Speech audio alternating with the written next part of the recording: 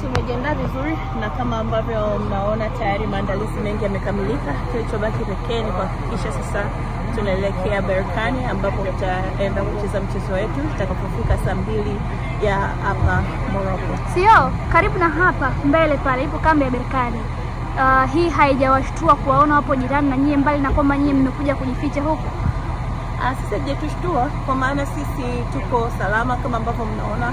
Kambi yetu imeimarika kuanzia kwenye sekta zote za ulinzi. Tuko na viongozi wa serikali, tumepata pia kila support kutoka katika ubalozi wa Tanzania nchini Ufaransa, na wote mmejionea jinsi ambavyo mashabiki kwa pamoja pia wametumia muda wao mwingi kuhakikisha basi timu ina usalama zaidi.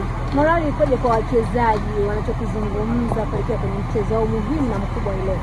Morali yao iko positive na wote ni mashuhuda. Toka mmefika hapa mmeona wakati wa maandalizi wa michezo wa mazoezi wakiwa Casablanca, wakiwa hapa Saidia, wote kwa pamoja mmeona wako tayari kwa ajili ya mchezo. Na sio tu kwa sababu ya Tanzania, lakini pia wote wamebeba matumaini ya nchi mbalimbali ambazo wanazozitoka, na kwa kipekee kwa sababu klabu ya Simba kwa upande wa Afrika Mashariki na Kati imejiwekea rekodi nzuri. Asubuhi uliandika ukisema ni ndoto ambayo ilikuwa ikisubiriwa, hatimaye muda unakaribia. Neno lako ni lipi mara baada ya kuandika vile? Pengine kuna hisia ndani yake kubwa ili tunabeba. Shukrani sana. Asanteni sana.